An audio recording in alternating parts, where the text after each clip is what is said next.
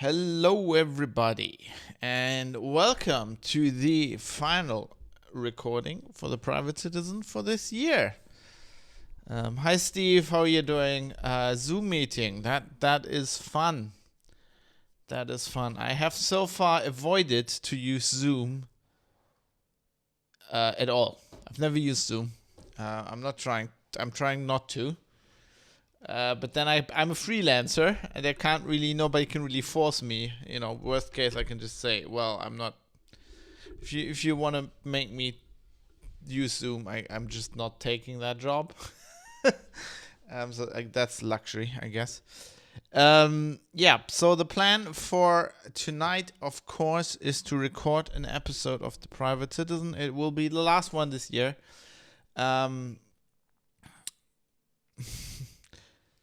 Corporate teams, so no reason to use it. Yeah, but it's a de facto standard now for some reason. I never I until this point I don't really understand how that came to be, but it happened. Yes. So I had said I was gonna do another episode, so do 51 episodes this year. And I've researched the story, and the story fell apart. So that's why I didn't do another episode last week. And then I just decided today, I was like, fuck it. It's not really a story. And yeah, I'll just do 50 episodes. I'll do the year wrap up now. Yeah, the defective standard, indeed. I'll do the year wrap up right now. And then I'll call it quits for this year. And it kind of fits. It's 50 episodes. And then I'll start fresh next year. So this will be the recording for the final one for this year. Let's test our equipment here. I've learned when I recorded one episode and then had to do it over that testing your equipment is important. Let's test it with. Oh, I should do this again. Wait.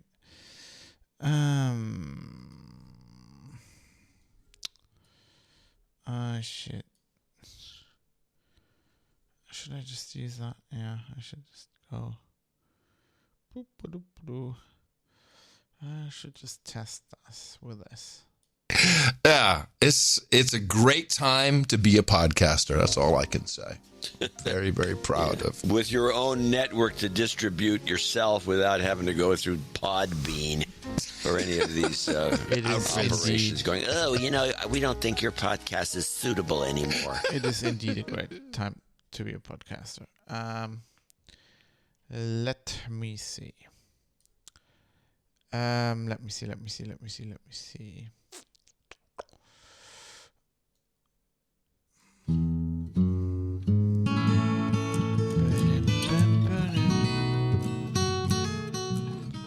You're listening to The Private Citizen. I'm dry running an intro.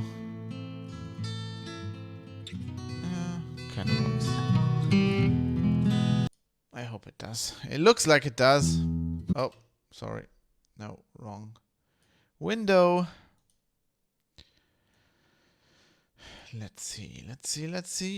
Learned when I recorded one episode and then had to do it over. With this. Yeah, it's a great time to be a pod. That seems like it's good. And it is indeed a great time to be a podcaster. Well, it's kind of like there's really no other way. It's just what it is, isn't it? If you wanna say the stuff that you think it's true and you happen to not agree with the mainstream, this is the only way to go. So that's the way we're going. Right. Why is this like all? Wait, sorry. Why was this all muted?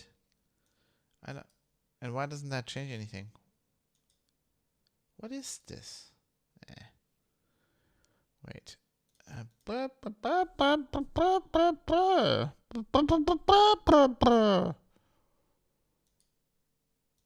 Stop.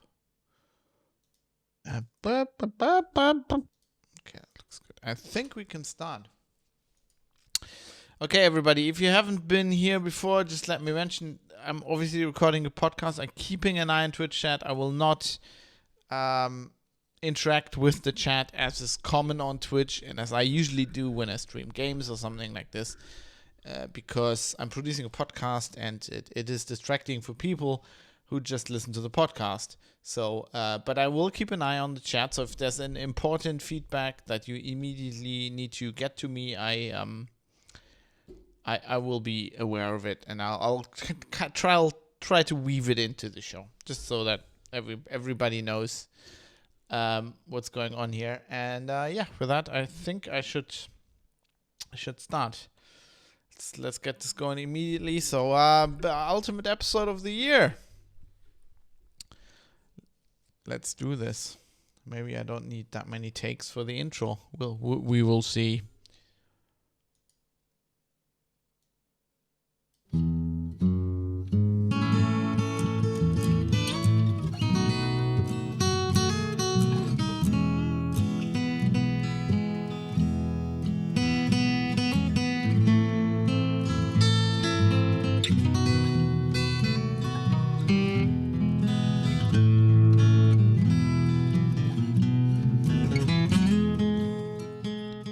You're listening to The Private Citizen. This is episode 50 for Wednesday, the 2nd of December 2020.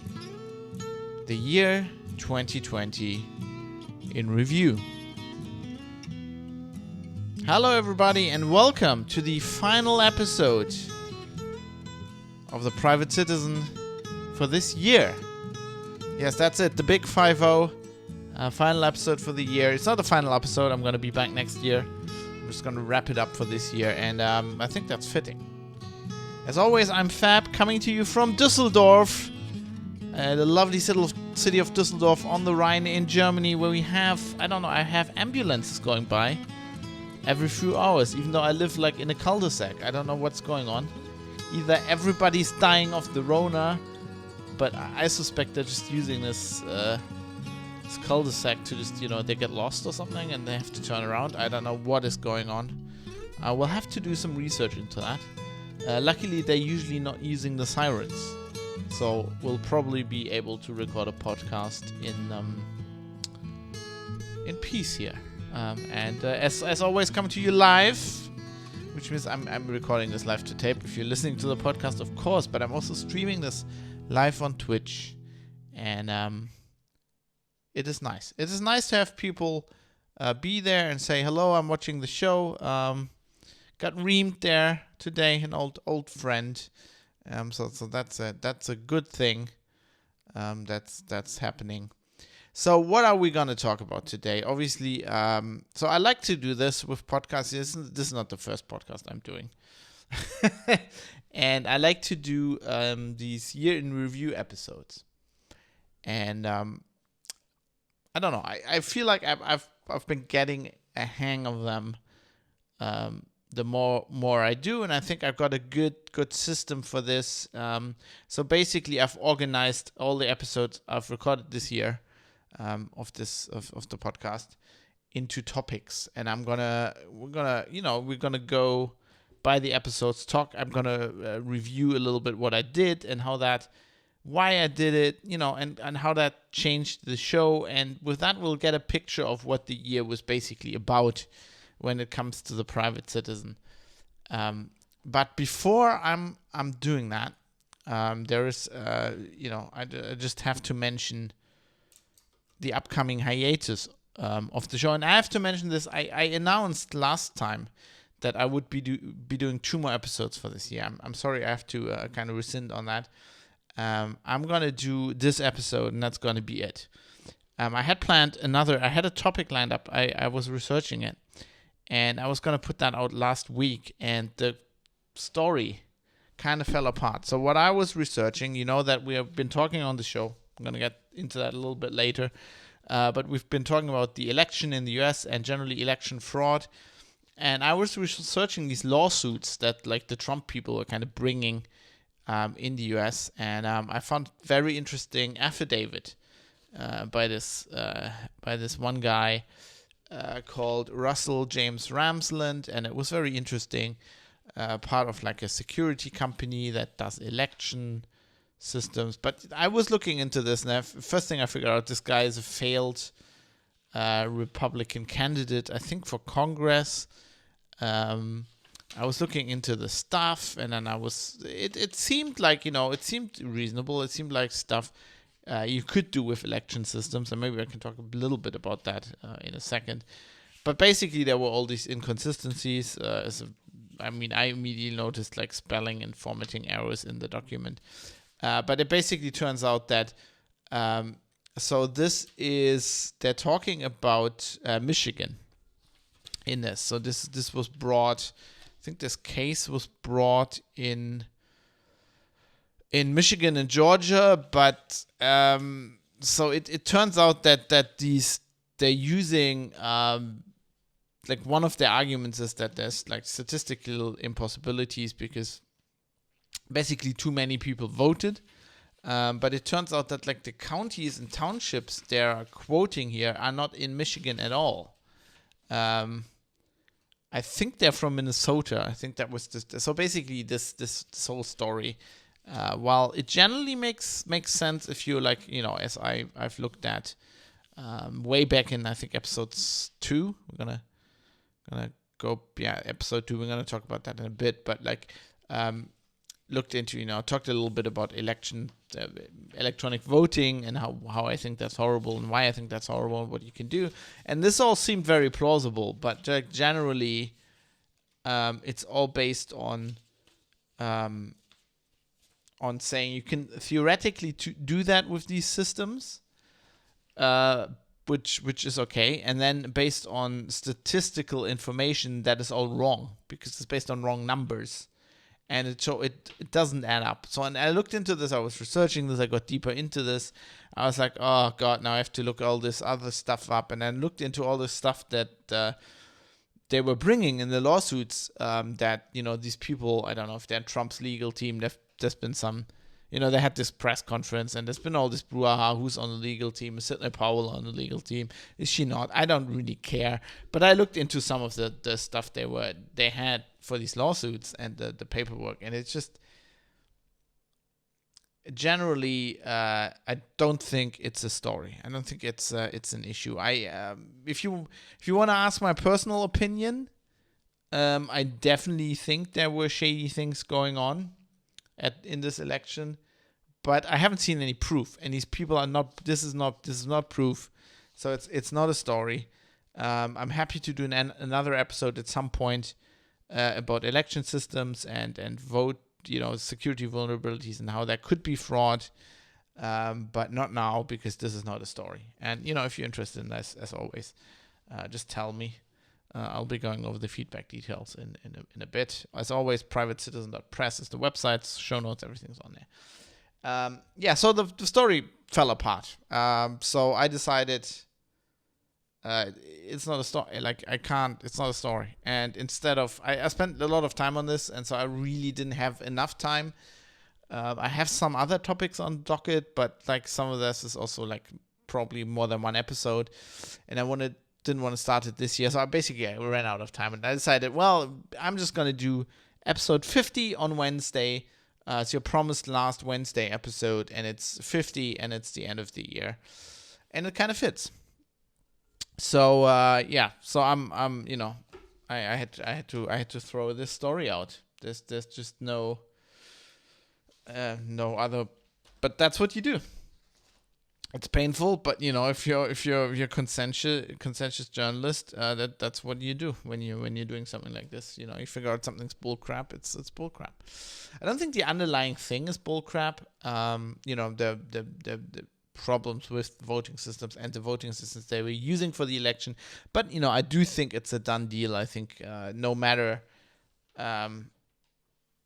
if he actually got the most votes or not, I can't really say. I think Biden has been declared the president, and he is going to be the president. As I talked about in previous episodes, I think it's an issue in the US that the media kind of calls these things, and that it's not down to election officials. to do that, but that's a whole nother topic. So yeah, that's it for that story. I will be now taking the rest of December off after this episode to kind of recharge my batteries a little bit, and think about the show a little bit. Not overthink, but think about. Maybe I'm gonna overthink it. Who knows? Think about the show a little bit, and where I think, based on what we're going to talk about today, the topics that I did talk about in the first year, where I think the show is going, what's important, what needs to change, possibly change some things on the website because of that. And yeah, and then I'm going to be back probably on Wednesday, the 6th of January. It's very likely that's what I'm aiming for. And until then, I'm just going to recharge a bit and, relax a little bit. And I hope you too. I hope you have a good holiday, even though with everything that's going on right now, I hope that is still something that, even if it's in a smaller circle, I hope you still can have some relaxing times over the holidays, whatever holidays you celebrate. And even if you don't, hopefully you have a bit of a relaxing time, which is what I plan to do. Sorry, just lubricating my voice with some tea, because obviously it's gotten it's a bit warmer than last week here now, but it's really wet and cold, and it's like this. You go outside and you immediately feel like something's attacking. I always feel like a little bit like a cold. Although I have to say, with all these. If you can say one thing for these enhanced hygiene measures, even though I don't like them to be enforced by laws, I would like them to be enforced by, not enforced at all, being based on people's own preferences. But you can say that it's cut down on everything. Like, I haven't had a cold this year, and I get like 2. Oh, sorry, hitting the microphone there. I was getting an itch here. In my elbow, I had to scratch immediately, and I bumped into the microphone. That's probably too much information, but those elbow itches that you sometimes I get those. Anyway, where was I? Yeah, so I'm being completely healthy. Normally I get like at least 2 colds a year. Most of the time probably 3, but I'm like, got nothing this year. Although I kind of do my voice is, there's something's going on, so I'm just drinking a lot of tea. A friend here of the show chiming in about doing this live, obviously, as I mentioned, on Steve from Texas chiming in. It's like 12 degrees and raining, so it's kind of like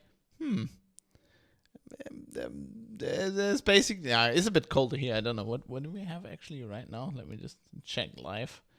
It's 4 degrees now. It's actually not raining, but it's completely wet outside. So it's like it has rained, or it's gonna rain again. But anyway, it's enough talking about the weather. Why am I talking about the weather? Let us with the housekeeping out of the way, let us get into the actual topic of the show here.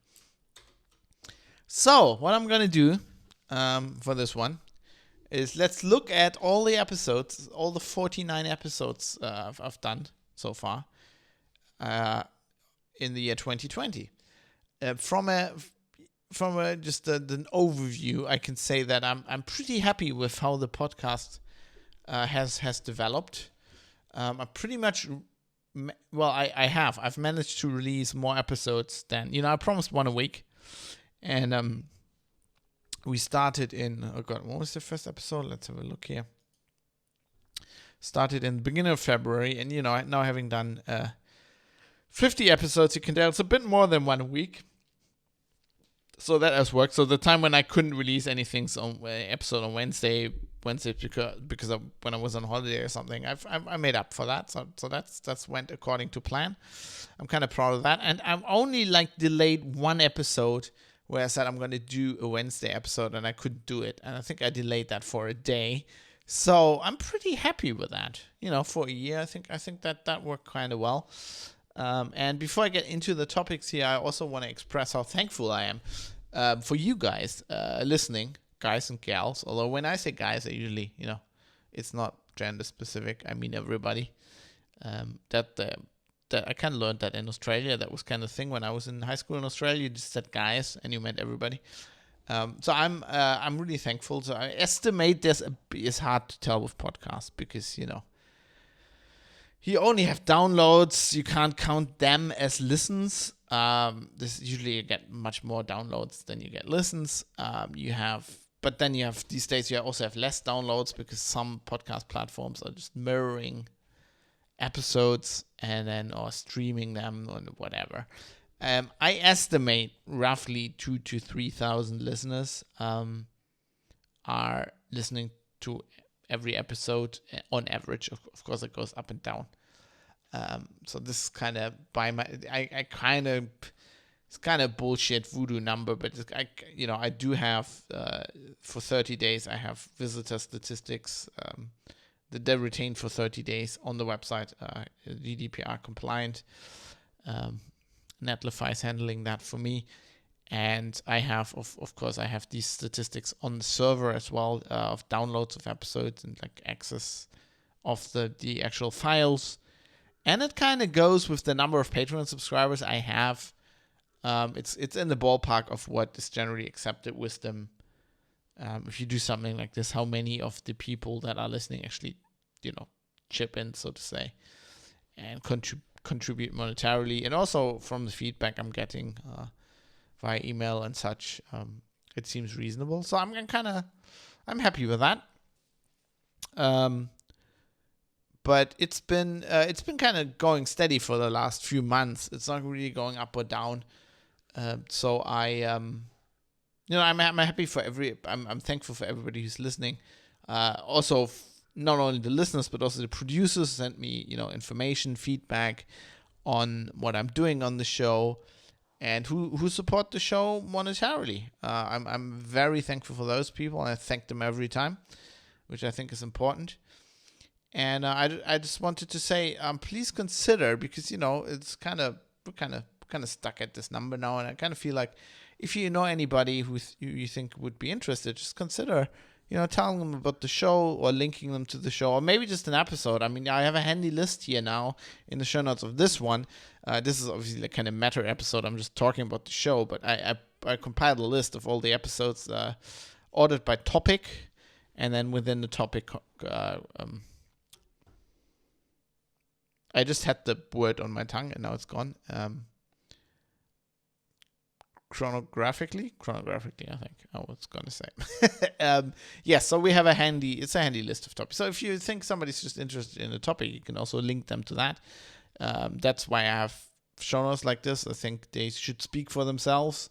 There's a lot of information you get even without listening to the podcast itself. So, consider doing that. It would make me happy. And before we get into the actual episodes and what I've talked about this year, I just wanted to quickly recap for everybody what the idea of the show is. Right? I mean, one of the reasons why I try to have show notes and have lots of information in there is, and some people, I get this from the feedback, sometimes still get this wrong. This show is obviously my opinion. Obviously, it's biased like everything is. I'm trying to, stick to the facts as much as they can be established, which is getting harder and harder every day. With all the partisan divide that's not only in the US, it's everywhere now, and it's, all the propaganda flying around, all the PR. It's like, if you actually applying journalistic or scientific principles to something, then it's really hard to tell what actual facts are. So I'm not trying to deal in facts. I'm trying to present you information, and I'm trying to, as best as I can, provide you context and give you the ability to understand the information, and as best as I understand it. And then I give you as best as I can all the sources. And obviously I prefer primary sources whenever possible. And that is for you to go and have a look for yourself. If you think like, this sounds weird, or this sounds like Fab doesn't know what he's talking about, or maybe you just want to know more, you can go and read for yourself. And that's kind of the idea. It's the unspoken subtitle of this show is kind of, please think for yourself. I'm trying to provide you with all the means to do that. And if I can do more, like if you're like, oh, maybe, do you have some more information on this? Please. I generally try to put it in the show notes. But you can also contact me on that. There's obviously a link if you want to contact me in the producer feedback section at the bottom, and also on the very bottom of the page is a contact link. And if you click on that, you go to fab.industries, which is my personal website, and there's a I just, I didn't want to duplicate this on another website. So it's all there. You can even write me a letter if you want. It's a secure contact form for whistleblowers. There's a blog post linked. I wrote about that and what you should know if you're using that and how to secure yourself. There's all these methods. Obviously, you can email me. There's a PGP key on there. And I'm always happy if, I don't put everything I get into the show. Obviously, I can't even reply to everything. But I read every message I get. And I'm happy for everybody who's writing me. So, I just wanted to reiterate that. That's important to me. Part of this, trying to give you the best information you can and trying to make journalism better, which is kind of my mission in life, as from a very humble outlook. But I think we can improve the world and our lives and everybody's lives, not on a large scale generally as a single person, but we can do our job, and we can try to do our job as best as we can. And I'm trying to do it better than many of my colleagues who I don't think do it very well. And that's kind of my mission. And part of that is just being in contact with people and listening to them and listening to what they think. So that's why it's very important to me. It keeps me grounded, and it makes the show better. And yes, if you just needlessly, shout at me or I don't know, insult me, I'm just gonna ignore that. But if it's constructive criticism, even if it's mean, I can stand that as long as there's it has merit. As long as it has merit and it's, it helps. Sometimes it just helps putting things into perspective. So please contact me. Anyway, let's see what I did this year, what I talked about. So the first point of order I have, category I've used for these episodes is discrete episodes. And these are a number of episodes I did that just stand alone. And these are usually episodes on a certain topic, and they kind of encapsulate that topic. And you can kind of listen to them on their own. Like, even if you came to this podcast a bit later and you've missed some of these, you can just download one of them and just listen to that. I mean, okay, there's some stuff in the beginning where I probably refer to previous episodes, and maybe there's some breaking news, probably to do with coronavirus, as it goes this year. But generally the main topic, and put chapters in the episodes as well. If your podcatcher supports that feature, you can just jump to the topic and just listen to that. And as that kind of started with the first episode, which I called The End of Privacy As We Know It. This was about Clearview AI. This was in February. This was nicer times. This was when coronavirus wasn't a topic. And it's about this guy, Hoan Ton-That, who created this company called Clearview AI. And then on episode 4, I did an episode on TLS and privacy, because in the beginning, my website, the Private Citizen website, was not served over TLS, and I got some angry letters about that. And I explained some things that I think are common misunderstandings, and why I don't think every website needs to be HTTPS. I mean, as I said on that show, I planned to switch this website to HTTPS, and I did. By a few episodes later, I'd done that, but I still wanted to clear up,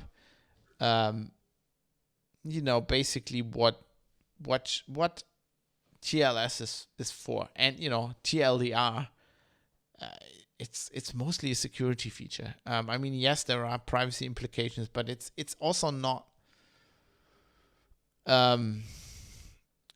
It's not as much of a silver bullet as people are saying. I mean, it's useful that most of the web traffic is now encrypted because it makes the job harder for people like the NSA. But I go into that in the episode. I still think that's a very, very handy episode. Then episode 14, the intelligence coup of the century, was actually one of my favorite episodes I did. This is about a producer said you need to look at this Crypto AG story, which I hadn't looked at in detail, I think, until they suggested that. And then I did an episode about it. This is about U.S. intelligence and German intelligence services buying a Swiss company, basically taking it over without anybody knowing. And then for decades, so this company was producing encryption machines for embassies, state secrets. And they took over the company without anybody knowing. And, they could read, for decades, they could read a lot of the communication of enemy foreign powers through basically backdooring, like making this encryption appear working, but in reality it was easily crackable. And it's a fascinating story. The whole thing is really good. I like that episode. Then episode 22, Stand Together, Not Divided. This was when the George Floyd thing was happening, and I did an episode that had really nothing to do with privacy, and was about xenophobia and what I think about racism, especially in the US. My problems with the term racism, and as the title kind of embodies how I feel that we need to get away from divisions like this. Focusing on these issues, is good because it's important, because people are being hurt and people are dying, but by focusing on them in the way that or a lot of people currently do, you're just creating more problems, especially in the US, where everything's about race, where race really is I go into that in the episode as well. It's a pet peeve of mine. So if you use the term racism, just to recap quickly, basically what you're doing is racism is a theory, is a pseudo-scientific theory that is just not true. There's no races with human beings. It's not a theory the Nazis came up with, but, Hitler and the Nazis massively pushed this. I think some American scientists came up with this, but they massively pushed this in the 30s and 40s, obviously. And basically, if you use that term, you assume that there's race, and there really is no such thing as race. Even like with dogs, it's not a biologically definable thing. You can define species, but you cannot define race. And it's very, it's like, oh yeah, skin color, but then it's like, yeah, is it, shape of the eyes, shape of the sky, like it just all blends, and there's no scientific limits for any of this. And I think that concentrating on that is generally harmful for society. We need to figure out what the problems are and how people are being mistreated, and how, xenophobia is what I like to call it generally. Fear of otherness. Although the fear part is a bit, because sometimes it's just hate of otherness. It's just focusing on otherness. That's the problem. And that's what I said. And in the face of these issues, we as people are aware of this. This was my call to action in this episode, need to stand together, right? We are smart, intelligent people, and we don't care if the person next to us has different hair than us, different skin color, different eye color, different shape of any part of their body. That doesn't matter. We're all human beings, and we need to understand that we need to fight together as human beings, right? And if there's police brutality against black people in the US, I feel the call should not be why are black people being murdered in the streets, as it was written in many a publication. The call should be, why are humans being murdered? It doesn't matter if they're black people. They are people. Yes, you are at higher risk, of course. And, all these issues. Yes, I'm not denying any of that. I'm just saying, let's get rid of these divisions. The scandal is not that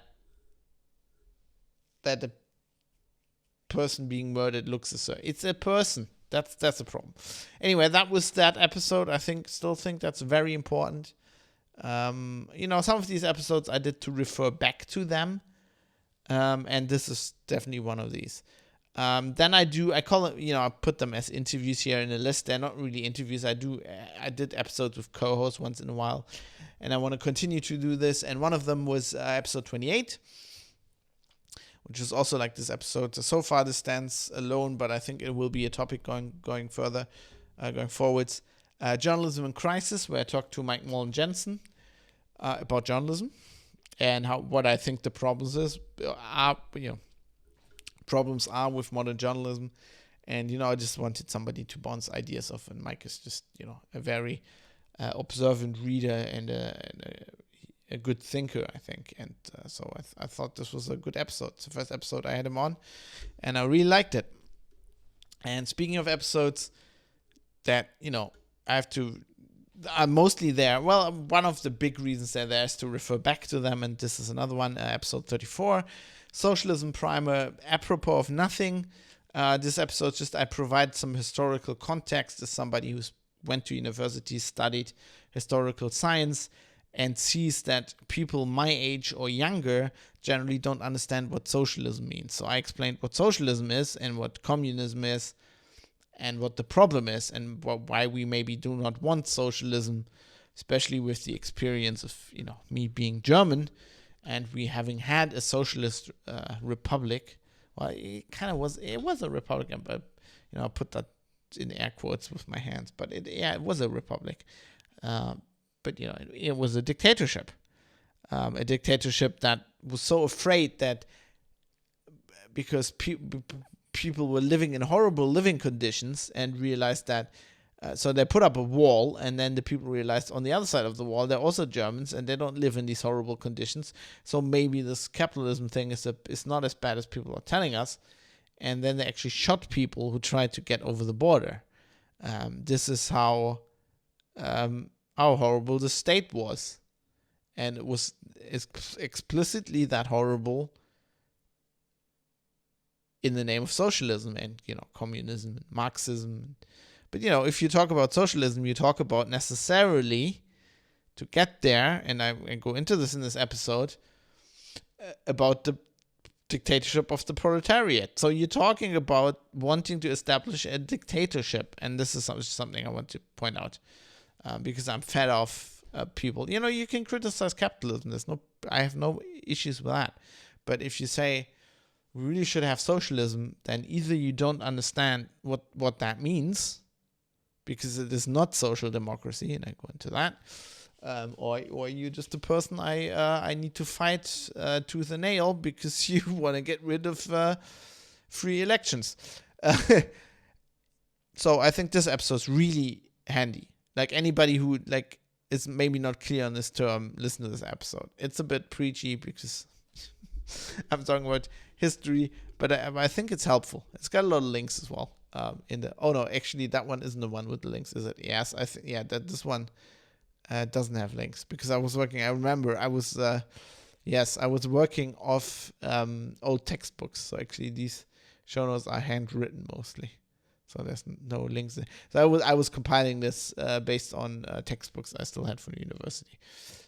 Because a lot of the stuff, actually I remember now, a lot of the stuff I found on the internet I didn't agree with. Like, basically, the whole Wikipedia article about socialism is bullshit. It's completely slanted. It's like from a left-wing perspective that is just like not true. It is just not correct. There's historical science and there's an established consensus, and this is not it. But maybe it has changed since then. Who knows with Wikipedia.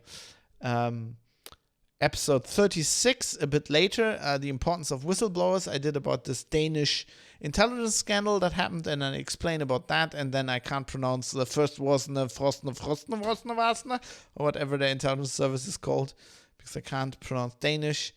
And I, as you can tell from the title, I kind of wrapped around that a story of why whistleblowers are important, because this only came out because of whistleblowers, and, how I, as a journalist, think whistleblowers are important and stuff like that. Then I did episode 43 recently about the Cyberbunker case, because I was in Trier at the Cyberbank when they opened the proceedings that are still going on, by the way.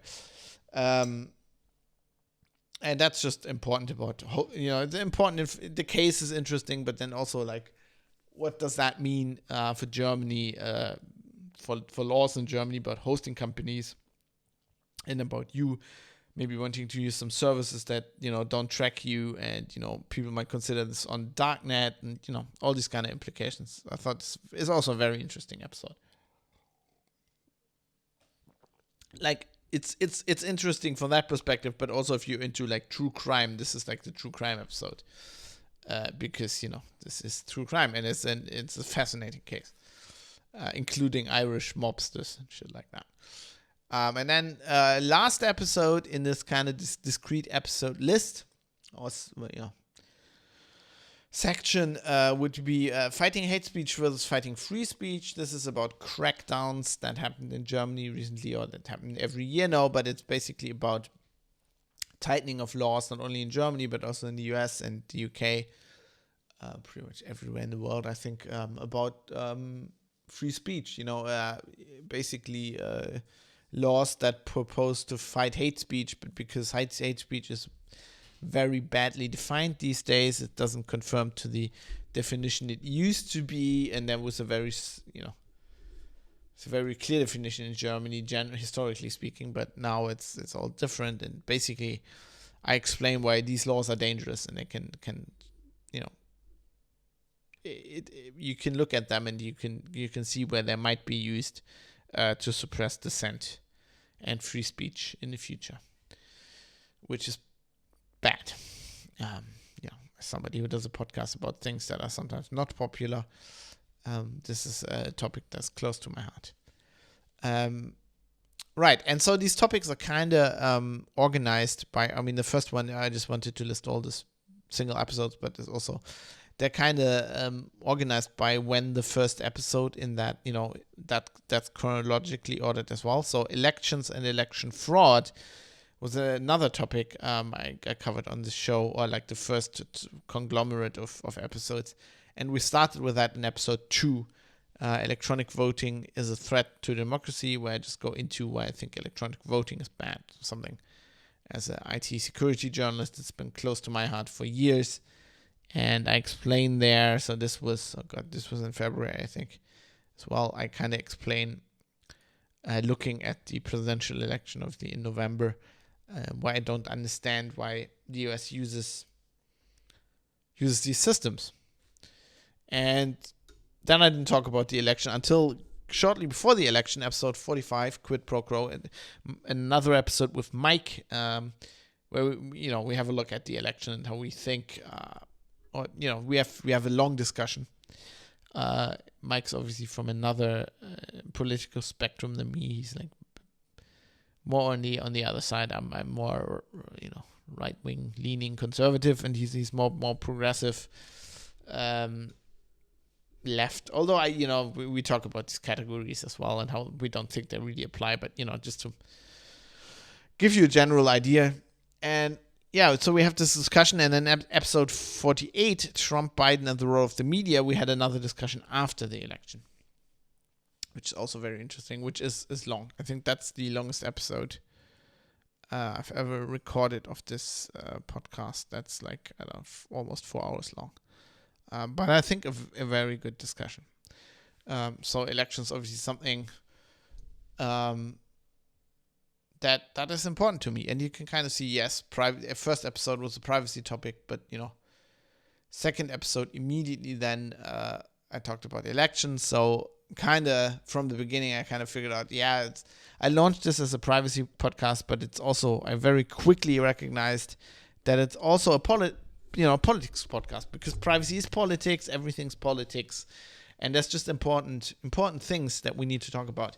And the politicians, they decide everything. They decide all these privacy laws and how they're handled and all of this. So without free elections that are not manipulated, we're kind of screwed anyway. So that's why I started talking about other topics as well.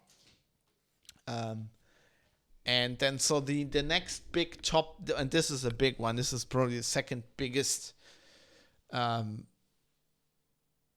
topic block on the show is surveillance capitalism. As I labeled it that, but it's generally, the meat and bones of a privacy podcast these days is about Silicon Valley companies, apps, and all the privacy problems we're facing in modern life. The first episode, private sector surveillance bleeding into government, was basically how this episode 3,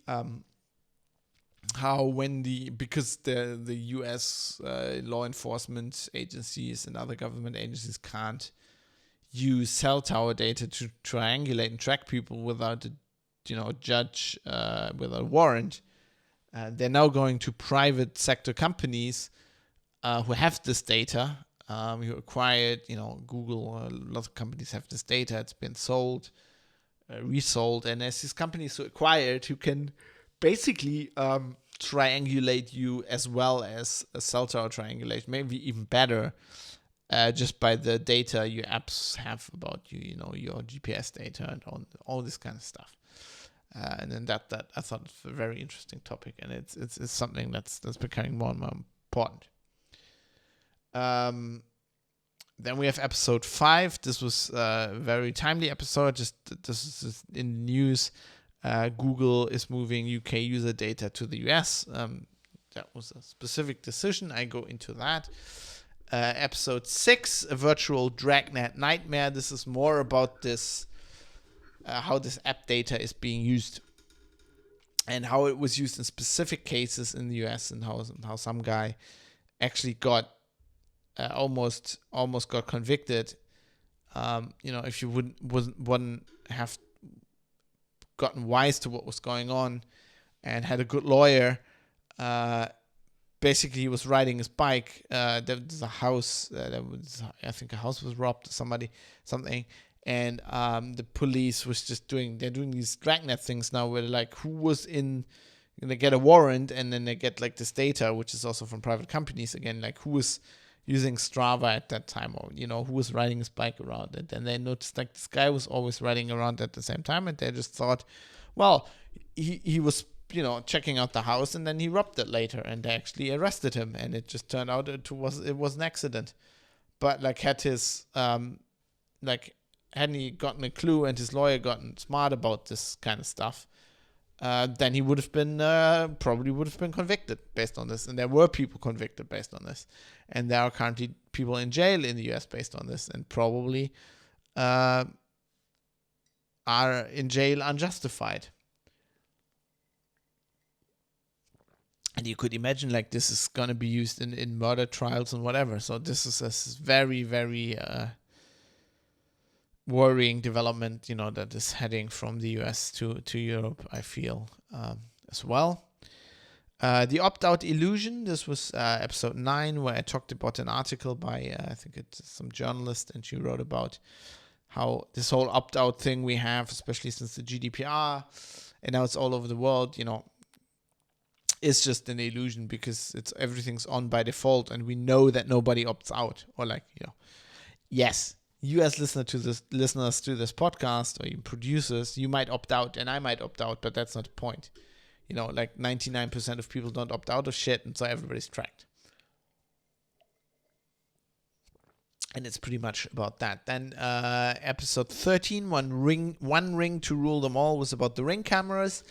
It's also a very interesting topic that I need to revisit at some point, how they're basically, the police in the US is building these surveillance networks based on private companies and on their door cam. And I was talking about my friends of mine who are like, we got a Ring camera, but we don't care. There's no privacy implications. They just look across the road, right?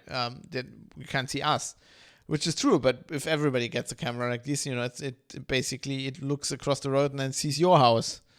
So, and these networks are being built. There is stuff where they're basically subsidizing these local. Counties and cities are subsidizing people buying these things, and this kind of, they want the surveillance network, and it's being built, and it's like the worst cyberpunk nightmare. It's like from a cyberpunk novel directly. It's like, the evil corporations are doing it, and it's definitely what's happening right now. So that is a great episode. Episode 13, One Ring to Rule Them All, is definitely one worth listening to. I also go into a bit how the company got started, which is also interesting. Then episode 18, kind of similar episode. Xiaomi brazenly collects user data on their phones, but it's just about phones and what smartphones, and what Xiaomi, the Chinese company, does, and a story that came out. And then episode 20, which is, I think, if my stats are correct, it's one of my most listened to episode. One people found definitely very interesting.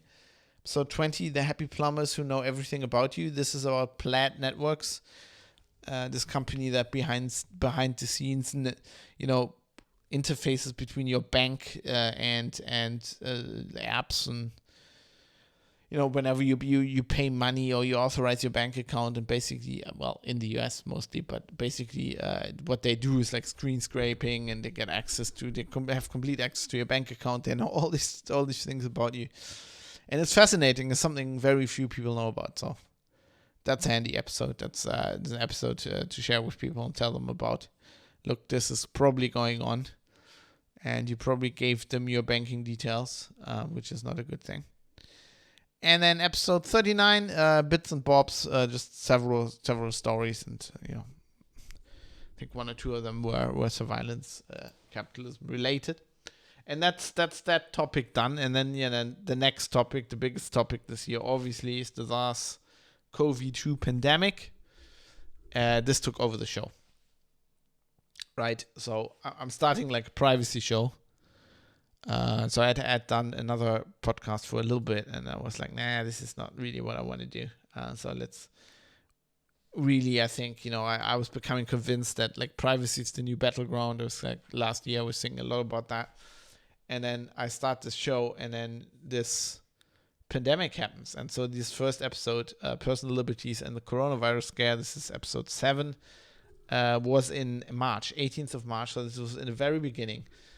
So I start this privacy podcast, and it's like perfect storm, and then this huge, what people are calling a natural disaster now, huge hand of God moment happens, and it right away started massively endangering our privacy, and I saw this right away, and I'm like, I need to get this. It's good that I'm doing a privacy podcast now, and I did many episodes on that. I mean, so many that people actually, I can't listen to those. And I kind of started flagging them, and I kind of started like interspersing,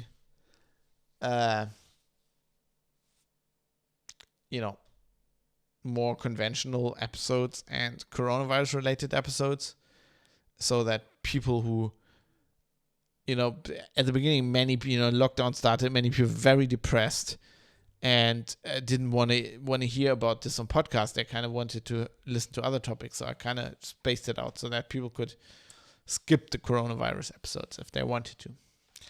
So we have episode 7, Personal Liberties in the Coronavirus Scare. Episode 8, Coronavirus Curfew. Episode 10, this was my first interview with a colleague of mine, Alexander Spier. Still think it's great. It's probably, if you listen to it now, it's very early on. There's probably some assumptions that I had that came true, some assumptions that he had that, or predictions that came true. We are basically talking about this flatten the curve thing, and does it work, and stuff like that. Episode 12, zooming in on Zoom. Zoom became very important. Suddenly, it was suddenly the most used. Everybody started, of course, lockdowns. Everybody started doing working from home and doing online meetings, and for some reason, everybody started using Zoom, which I had barely heard of before, and I've still, to this point, have never used.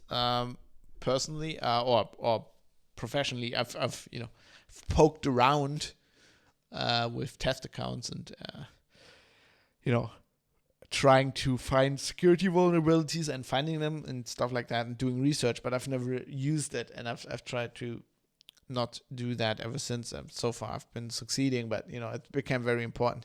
So that's an episode about security vulnerabilities in Zoom, why I think that the company, every company has security vulnerabilities, especially if they get big suddenly. But I was talking about and explaining why I think their specific vulnerabilities and their handling of it shows that there's a more general problem within the company, and it's just not security vulnerabilities. It is a symptom of bigger problems. Sorry, I need to have a quick drink here. I'm talking a lot, and I feel like I'm talking fast today, because I have a lot of stuff to get through. I thought that was a very important episode. Probably still worth going back to, just listening for historical reasons now.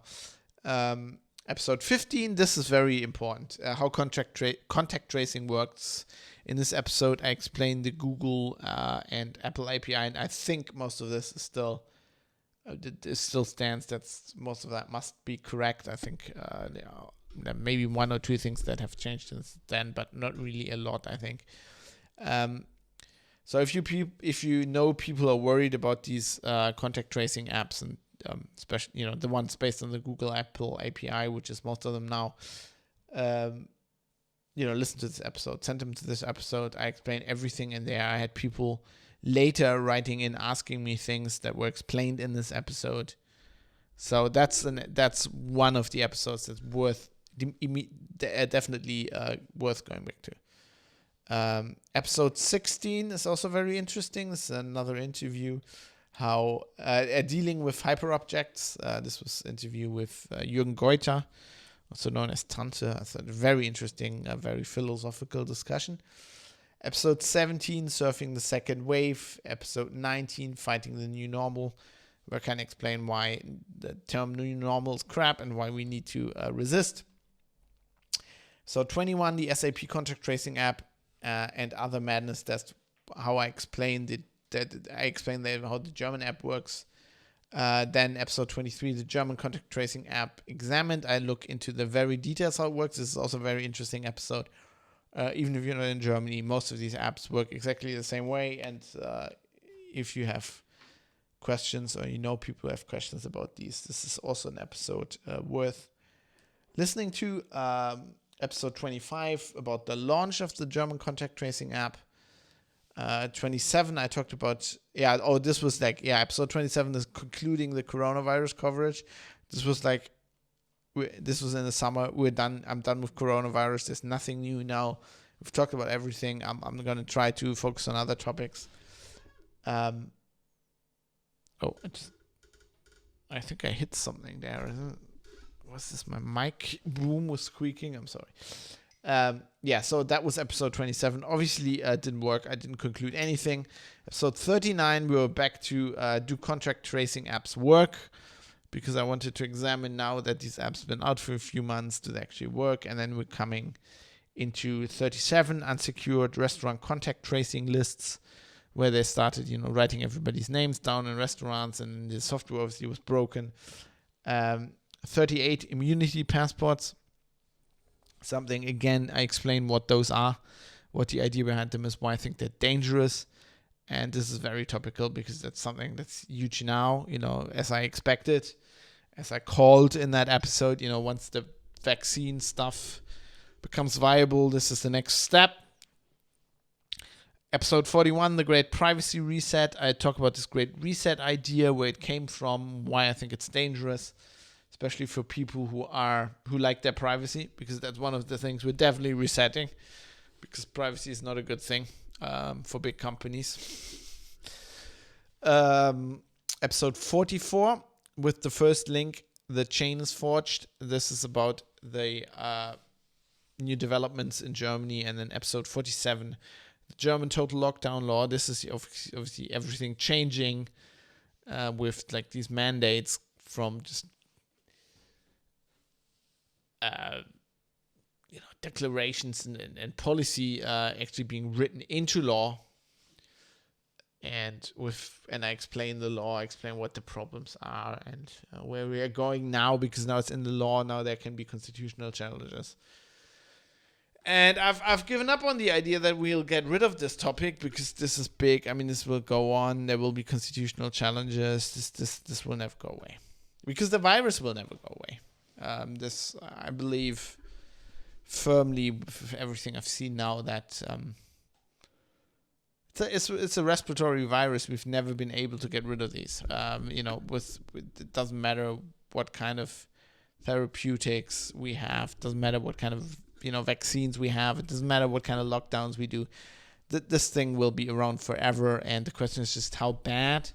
And the more important question is, it doesn't seem to be really important what's actually happening. The problem that I've seen this year throughout this whole thing is that the operative question is how are people perceiving what is happening, because that's what drives politicians, and that's what drives the laws, and that's what drives the rules and everything. And that is the actually interesting question. And that'll be with us for a long time. I don't think this topic is close to going away at all. It will be with us for a long time. These laws will be with us for a long time. So this podcast has this is 18 episodes that are main. I mean, there are many other episodes where I talk about things that are current, that have changed, but these are 18 episodes of 50 on this topic specifically, because it's just a huge privacy topic, and it's just topic of our times, and it will stay. But let's try to move on from that. Once in a while, we'll have to move on. And there's obviously smaller topics. One of them is Off the Grid. I started with episode 11, Off the Grid, where I can explain what I mean by that, how my definition is different from other people's definition, and call on people to give me ideas, and maybe episodes we can do in the future. It didn't come as much out of that as I wished it had. So I'm kind of still hoping on that. One of ideas from listeners. I mean, in the Bits and Bobs episode, I also talk a bit about. That's what episode's that? That was 39. I think I talk about Overcast and that'll be that being a bit of an off the grid kind of idea, and what people can do to prevent this spying by apps, and what other apps they can use, and but another episode where I specifically talk about specific apps is episode 24. Take care what you upload. I think this is about Strava, and let me just have a look, and other fitness trackers like the Polar app and stuff like that, and just generally going into that's another point. This is a privacy or generally a podcast from the perspective not of a zealot or a fundamentalist. I want to give the a normal user perspective, kind of, like Jerry Pournelle always did in his columns, like that kind of idea. I'm just a user like you, and I'm not going, don't use any of these apps. I use Strava. It's a very helpful tool. It helped me this year. I've lost over 12 kilograms in weight. I've become a lot fitter than I was. I'm now more. I run longer, and I'm more fitter than I was ever in my life, including when I was about 16 or 14 and playing football every day. So these apps can be really useful. And I don't like these fundamentalists. There's a lot of like privacy podcasts and publications out there or news sites where it's just like, no, nothing of this. And I feel like that's just another perspective that is good for normal users, because, you want to use some of that stuff. Some apps you don't want to use at all. That's good. But like the harder thing I feel for journalists to explore is like, how can we still use some of this? How do you use it? Like, how do you use this with thinking, like, with the brain, thinking about it consciously? And so that's kind of, it's kind of, take care what you upload. It's not don't upload at all. Just take care. And then we had another story, the Wirecard story. Kind of got pulled in that because the first episode 26, when a bank starts gaslighting people, this was about their treatment of a whistleblower, which I found the interesting aspect of the story. But then the actual Wirecard aspects are also very interesting. And then I followed up in episode 31 what exactly happened at Wirecard, where I explore this a bit more.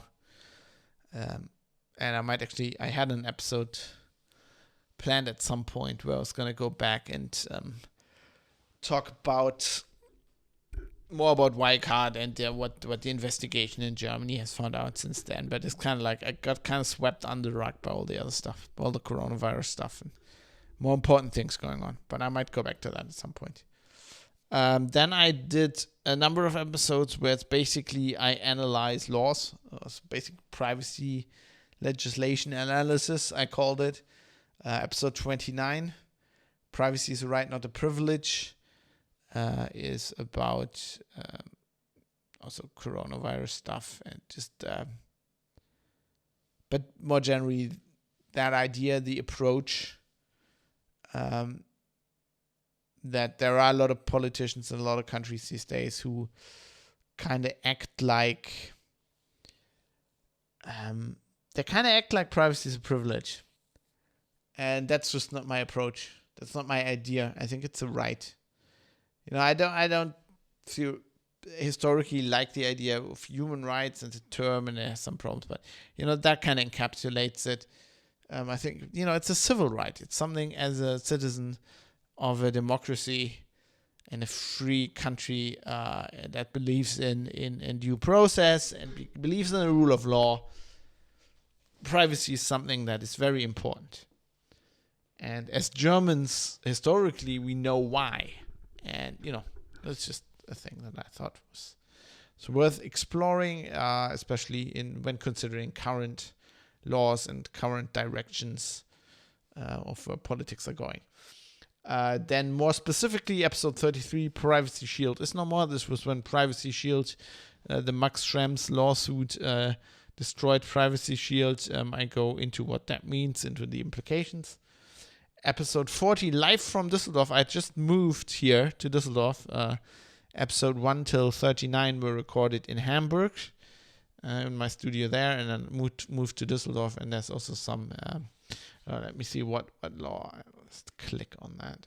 What law specifically? By the way, episode 40 was the first one I live streamed. I just see that as well.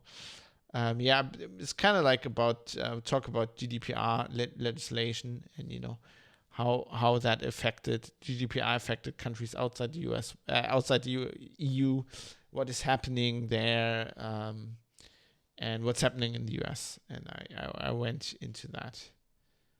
And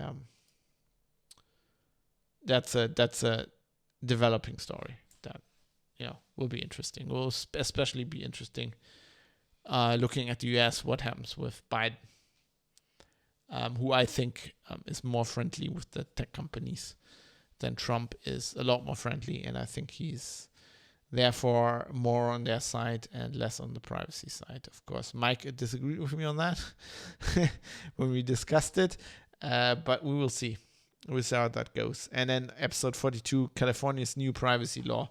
Obviously, more about this law and deeper information about that and where it's going. And California kind of being the only hope the US has to get kind of GDPR-like laws, because there's really no hope to get federal laws. And I go into why that is and why it's important if California has a law and how that shapes the other states and stuff like that. And then we are on to the last group of the last topic group, which is the crypto wars. And this started is also US related. At first, it started episode 30, privacy. You gotta earn it. It's about the Earn It Act. That is on the way of being passed in the US. So we're going to talk about that when it's going to be passed. Again, episode 32, how to hack end-to-end encryption, was basically about these phones that law enforcement in Europe had managed to hack, these private encrypted phones. EncroChat was the brand name, and how I just used that to explain why end-to-end encryption is not the be-all, end-all, and how you can use something that they later in episode 49 at Crypto Wars Redux, I talked about this client-side scanning, it's called.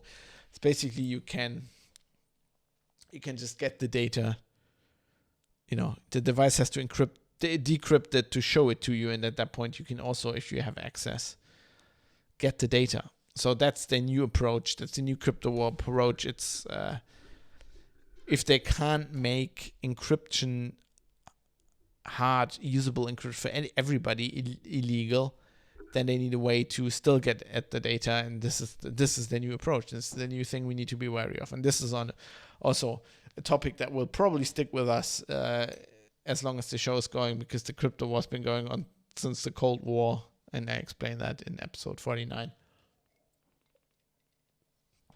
which was the episode I did last week. And that's it. That's all 49 episodes I've done so far. Now you have a handy list ordered by topics. There's another hint, of course. Every show notes page has tags at the top. And I kind of try to categorize topics, companies, important people I talk about. And so if you're interested in topic, you can also go there and just pick out episodes you want. Yeah, let's have a bit of a evaluation of this. So obviously this show became very much about coronavirus. And it also became, because that's just a privacy issue, but also it became very much a politics podcast, which I had said from the beginning it kind of is, but I think it's becoming more important, because I think in my dealing, especially with this pandemic, I should have understood this from the very beginning because I studied politics and history, but I've come to the understanding that a pure privacy approach where you're just caring about laws and apps and stuff like that is not sufficient. If you actually care about privacy, you probably care, that's a civil right, and you care about other civil rights. So civil rights are important. And I think politics are important, especially where they concern civil rights and privacy, but not only where they do. And so that's one of the things I want to do when I reconsider this podcast, in the break here a little bit until next year. I'm gonna refocus a little bit and make it. I don't think I'm gonna change the show. I like the way the show works. I think what I want to change a bit, and I have to think about this a bit more, is the branding and the expectation people have. As the favorite YouTuber of mine always says, it's all about expectation management. And you need to kind of, I want people who find the show and read about it on the website or in their podcatcher to understand what they're getting. And so I think I need to make that more clear so I don't always have to apologize when I do an episode that is not specifically about privacy. But I don't know. I'll be thinking about how I'll present that and what's going to change. But the actual podcast is probably going to change very little. What you're listening to right now, probably not at all. I think definitely this coronavirus stuff is going to stick with us. The crypto wars are going to stick with us. And I really like these in-depth episodes, and I reserve the right to do stuff about like the socialism episode, which is just groundwork. You have to, as I explained in that episode, we're talking about privacy, which means we're talking about surveillance capitalism, which necessitates we're talking about capitalism. And then if you talk about capitalism, especially in privacy conscious circles, there's often people saying, well, we need socialism. And to have a discussion there, you need to understand what socialism is. So obviously I need to, this is kind of it's organic, and this podcast is organic. That's what I like about it. That's what I think keeps it fresh. As some of you know, I did a podcast back in the day called Linux Outlaws. I talked a lot about Linux, and we stopped that show at some point because, at some point after 360 episodes, I think, and 7 years, we stopped it because the topic had just run its course for us. Like, not that Linux is not a topic anymore, but we felt like to a certain degree it was boring to us. It was always the same stuff, and it was very news oriented, the show, and I like that this is more an organic field, where I can pick up stuff that's becoming important, and I want to be able to do that and be flexible. Because I think that's also a selling point of this format and of new media. So I like to say new media, new rules. We can do that. I can pick whatever topic I want, and you cannot listen to it if you don't want to, right? That's always the beauty. You don't have to. You can skip an episode. If you don't want to hear my bullshit about socialism, don't listen to it. The length is flexible. That's the great thing about podcasts, but also this kind of organic, I see that this is becoming an important topic, so I'm going to devote time to it. It's also very, very, very important, and a good thing. So I'm gonna stick with that. I'm gonna be flexible. But generally, if you like this show and if you think it provides value to you, then it's not going to change that much. I'm going to just probably rejigger the website a little bit. We'll see. I'll get back to you in January, and then I'll tell you all about it. So that is my year in review, 2020. Obviously, not a year I can say I massively enjoyed. Not so much because of the virus epidemic. To me, it was more like the fear epidemic.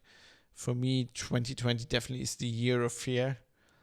But not something I can change. I can point out what I think is going wrong, and then try to fight it, and call you all to fight it, and then that's about it.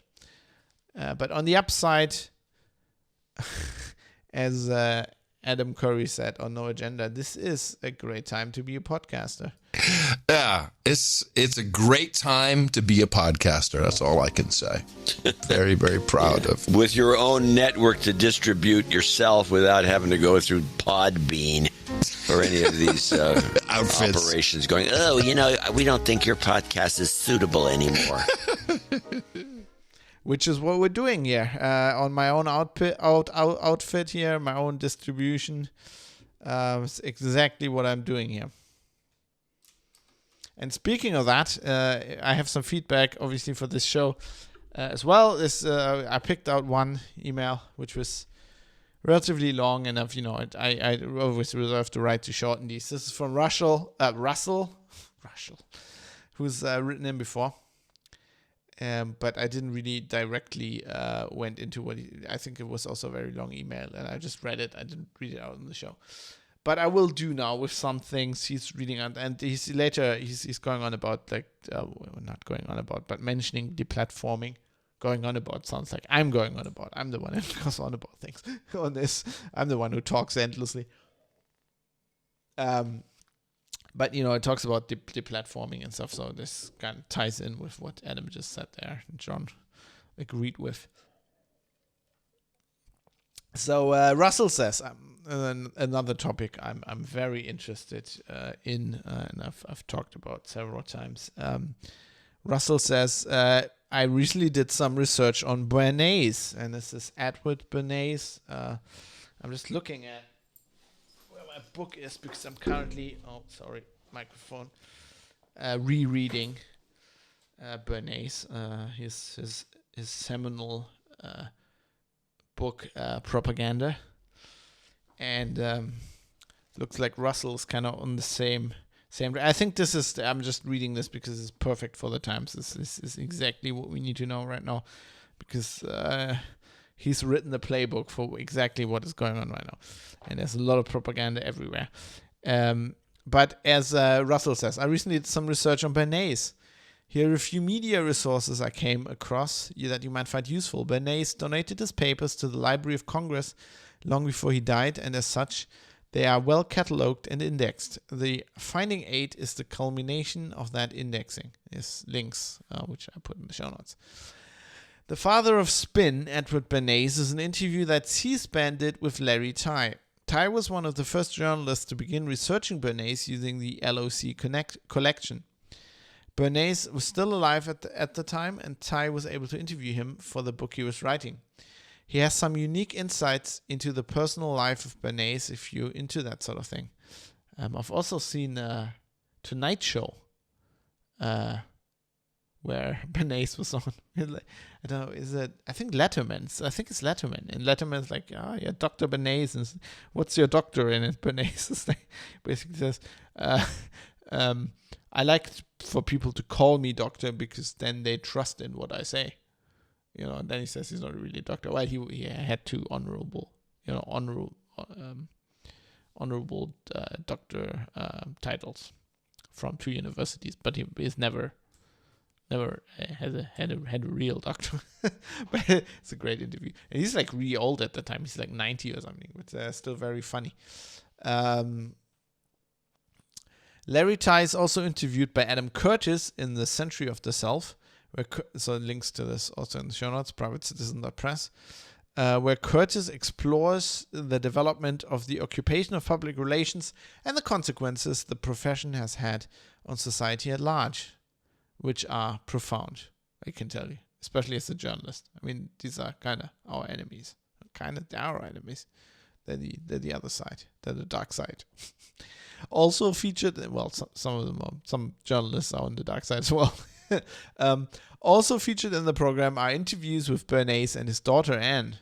Curtis also documents Bernays' work with and for the United Fruit in Guatemala and the CIA in the 1950s, which is something. It says on the back of this book as well, Propaganda. Here, among his powerful clients were President Calvin Coolidge, Procter & Gamble, CBS, the American Tobacco Company, and General Electric. In addition, his propaganda campaign for the United Fruit Company in the early 1950s led directly to the CIA's overthrow of the elected government of Guatemala. So much to the, there's a difference between public relations and propaganda. It's the differences in the eye of the beholder, and that's it. A longer form and more linear interview with Bernays is included in the 13th part of the Bill Moyer series, A Walk Through the 20th Century. This episode of the series also investigates the pre-Bernays public relations industry and notable figures thereof, Ivy Ledbetter Lee, John D. Rockefeller, etc. As for the article, okay, so he now switched on to another topic, referring to some feedback we had earlier. As for the article linked, I think this was last episode, by our anonymous Canadian, the same writer, so he linked like a story in the, what's this, the Ottawa Citizen. The same writer also did a story on the Canadian military running a psyop in which citizens were told via a forged letter that a pack of wolves was on the loose in Nova Scotia. A sound system was set up to play wolf sounds. Pretty scary stuff. And this article is great. You have to read. I mean, great as in horrifyingly great. And the military was, of course, it was all a mistake. It was all a mistake. We didn't mean it. Yeah, sure. Of course it was. Shut up, citizen, and listen to the public relations. And it's all about, the Canada, the military gearing up for more propaganda, because we need propaganda in these times to keep people safe. You basically have to lie to them to keep them safe from the virus or something. It's a fascinating article. Russell also gave me some suggestions on who to interview in some shows, which I think great. I always say if you have ideas for co-hosts or people I can interview, definitely interested. And he also mentioned like the FBI, Department of Justice takedown of the American Herald Tribune. And there's a link in the show notes as well. And he says there have been other examples recently. The BitChute takedown on 3rd of November. I actually don't know what happened there. I'm not clued into that. The removal of the YouTube DL repo I mentioned the last time I wrote in, which I didn't pick up. I did, however, not based on what Russell did, but just because I had I got a job to do so. I wrote several articles in Heise, in German Heise Online about YouTube DL and what happened there. I mentioned these because they are outside of the perceived left-right divide, but there are plenty of others. Thankfully, the YouTube DL issue appears to have been resolved, at least for now, with the EFF's help. Yeah, and I wrote a lot about that. And the GitHub CEO, Nat Friedman, who is a well-known open source guy, he actually said he was personally annoyed by this cease and desist letter. And so I think that's also one of the big reasons why it got cleared up. But the lawyers from the EFF also helped, and it's a copyright issue, so let's not get into that. It's not really that interesting here, but of course it's part of censorship, and Russell's completely right on that. What about the IPFS, the Interplanetary File System, as a takedown-resistant way of publishing static sites and other things? And I haven't looked into that in detail. It might be a thing, maybe OTG subject or something in the future. It's definitely something I could look into. It's interesting. It's like a peer-to-peer network to publish things. I think definitely, like my personal opinion is the first step is what John C. Dvorak said in that clip, and what I'm trying to practice more and more is, host stuff under your own control. That's the first step, right? Put your content. So I'm doing a lot. I've moved a lot to my blog. I'm doing I tweaked my blog theme this year so I can put tweet length content more easier on there, because by all means promote that on Twitter, but be sure that you have a link to your own site so that people can find that, and that you have a copy, you have your own copy of your content. That's the important stuff. They can't, yes, they can deplatform you off Twitter, but, or Facebook or whatever, but if people know where they can find your stuff, if they want to, and for me that's fab.industries, of course, or privatecitizen.press, but it's all fab.industries is where my blog is, and I link everything from there. I link the podcast from there. So that's kind of my center. So if I ever get, kicked off of Twitter or whatever, you can still go there. And if enough people know that, it's harder for them to deplatform you. So I think that's the first step. Maybe I'm going to do, now that I say that, I could probably do an episode about that in the future, just like self-hosting and the benefits of that and the pitfalls. I mean, it's also, you have to sort out your own stuff. But there are ways of doing that. And some of them are easier than they were in the past. Right? I don't run WordPress or anything like that anymore. I just have this basically just text files. And if you know how to edit Markdown files and use Git, you can host a website like that. Maybe I should get into that at some point, but it's definitely interesting. And thanks Russell for the input.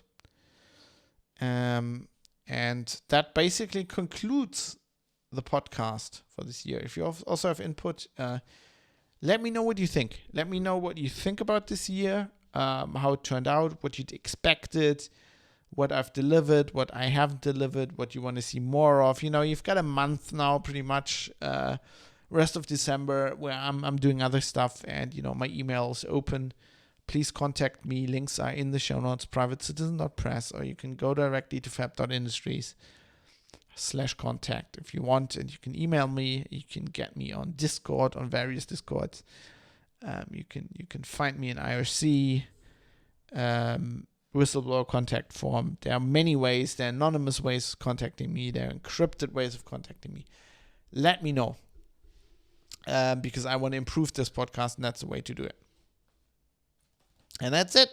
I hope you enjoyed the first 50 episodes, and I wish we have a lot more next year. I'll be back in January with more. But before I run, I need to thank people. And why do I need to thank them? Because this podcast is obviously, it's free. You can just get it. But it's produced under the value for value model, which means if you get some value out of this, the only thing I ask is that you think about that and think, do you get some value? How much is that? And that's a different number for everybody, because everybody makes different amounts of money. You cannot afford anything. You might have lot of excess income, and then you could afford more. Whatever it is, think about it. And there are several ways of helping me out. You could become a patron. This is kind of my favorite way, because it's it's a link to Patreon in the show notes. It's my favorite way because it's kind of dependable. It's a subscription. It kind of keeps me it's a bit more of a steady thing for me. It helps. If you want to just pitch in, send me a one-time amount. You can do that via PayPal. It's also a link in the show notes, or you can just send it to producers@fab.industries. Producers@fab.industries. That is the PayPal address for that.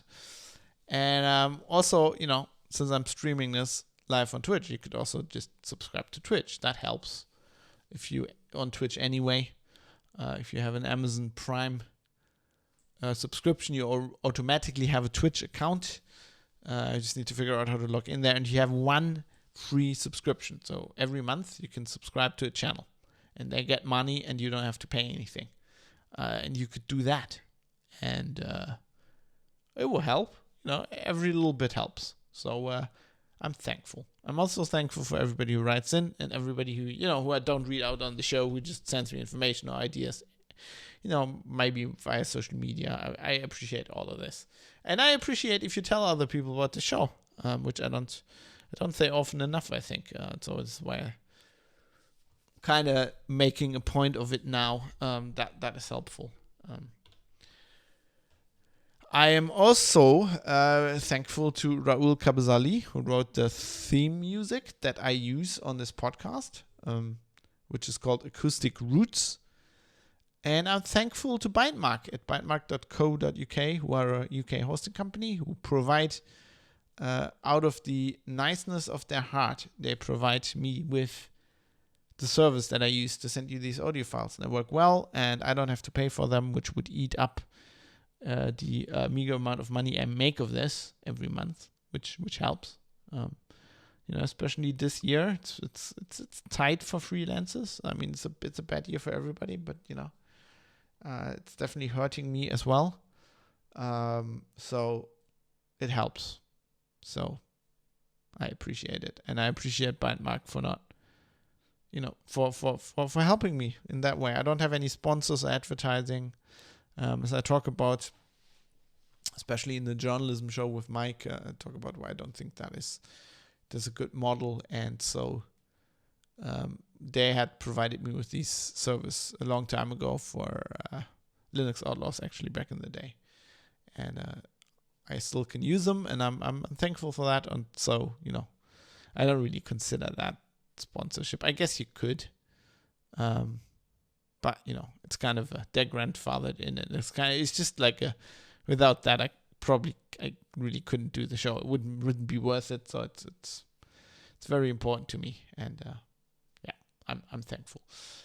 Also, I'm thankful for the people who supported this particular show with monetary contributions via Patreon, via Twitch, or via PayPal.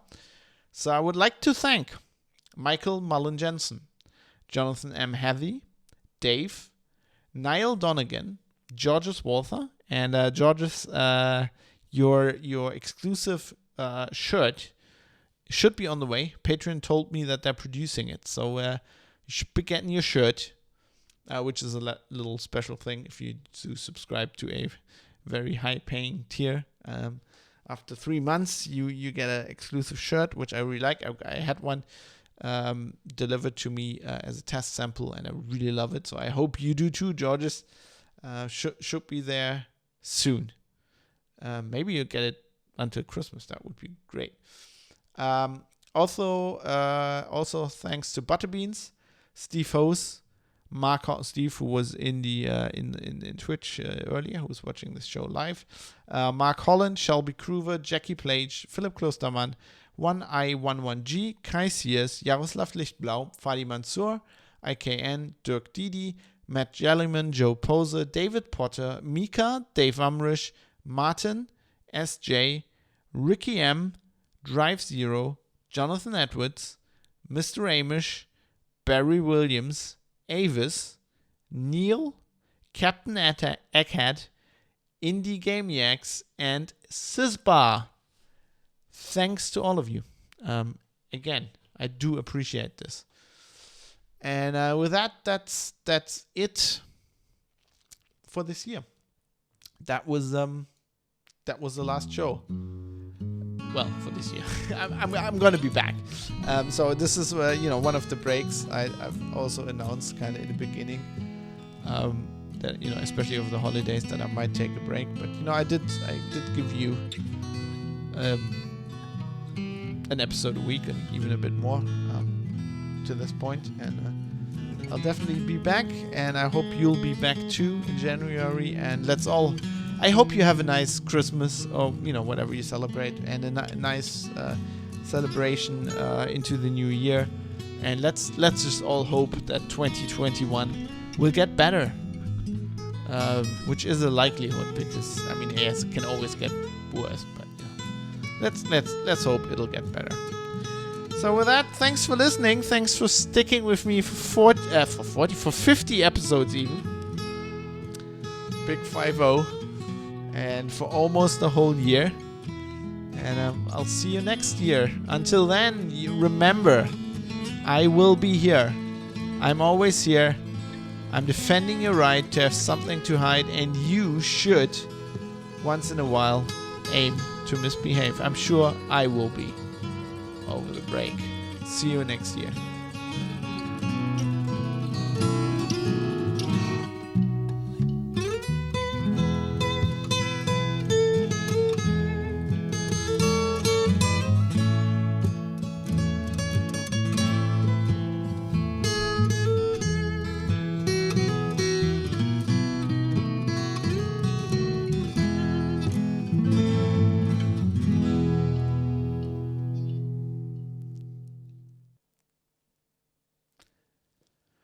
Right, that was it. Here we go. That was the Private Citizen for the year of 2020.